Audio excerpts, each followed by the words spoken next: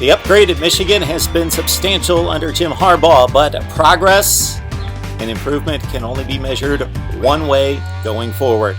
Mark Rogers TV, the voice of college football, breaking down Michigan as we provide for you season previews, an in-depth look at the trajectory of every program and the team for 2019 as we run through the personnel.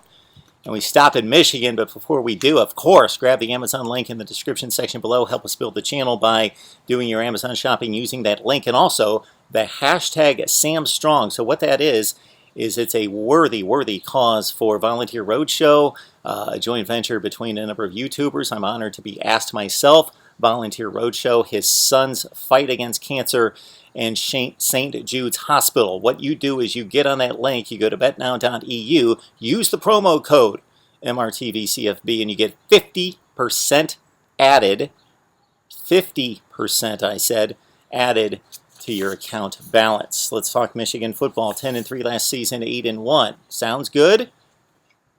Dominant all season.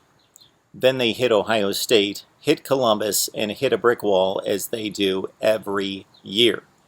And then in the bowl game, granted they were missing a lot of key personnel, offense and defense, but just were flat against Florida and just flattened 41-15. So a downer for Michigan as they conclude 2018, and another big disappointment as they were primed to go to Indianapolis and get to the college football playoff.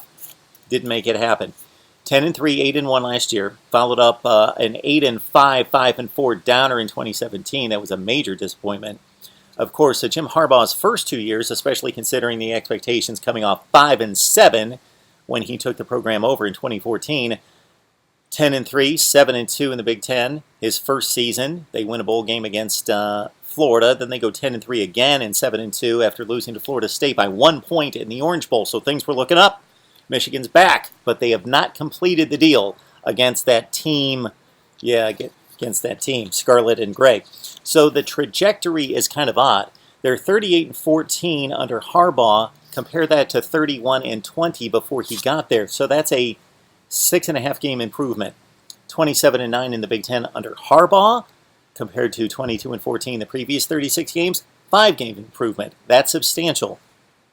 But you got to beat Ohio State. You've got to get to a Big Ten championship game, win it, and then forget the college football playoff. That's a deal that is a mystery. So you can only do what's tangibly in front of you, and that's beat your arch rival and win the Big Ten championship. So the trajectory pretty much straight up, but now it's all about perception. This program's at a crossroads. Is it forever going to be 9-3 range and lose to Ohio State and be second class? Or do they break through? That's the question. Well, the recruiting has been exceptional, except for Ohio State's has been better. In 2016, number 2 in the Big Ten to, guess who, number 8 in the country. 2017, number 2 in the Big Ten compared to, guess who, number 5 in the country. Bit of a downslide in 2018 in recruiting. Number 3 in the Big Ten, number 22 in the nation.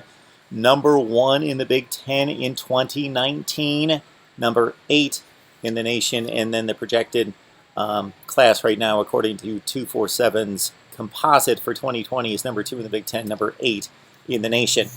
The offense this is going to be fascinating, one of the most fascinating subjects and topics in college football, and one of the most interesting aspects of the game to watch is Josh Gaddis's offense. He's an offensive coordinator who's been at Penn State and Alabama, not calling plays.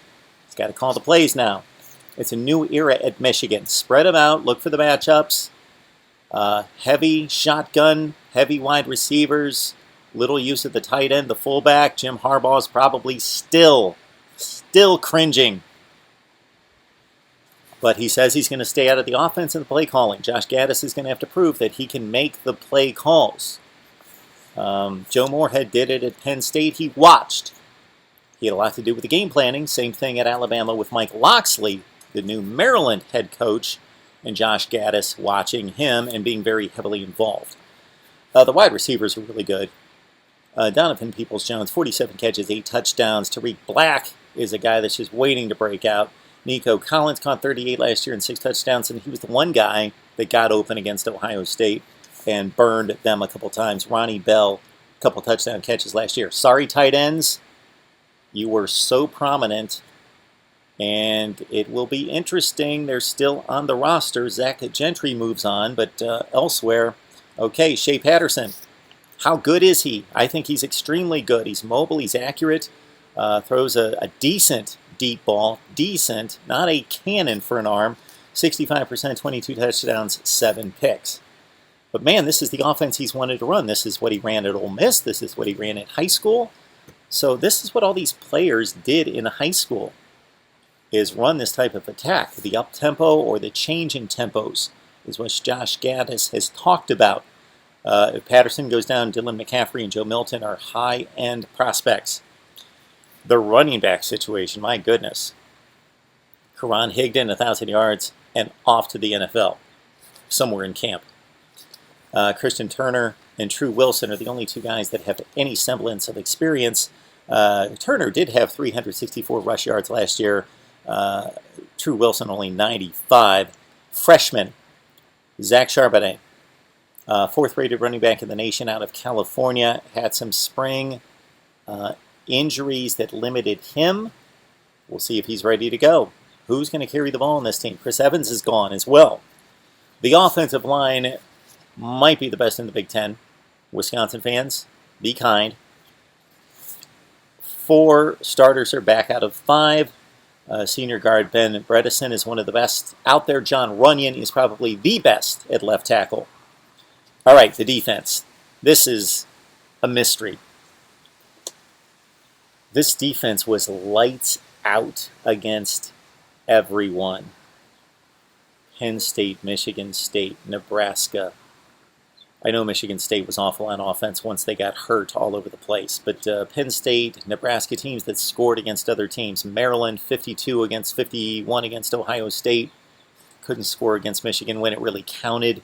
The Michigan defense was stellar for 11 games. They got just annihilated by Dwayne Haskins and company. We all know it. We've talked about it. Now they lose Gary and Winovich and Bush. That might be the biggest loss. Devin Bush.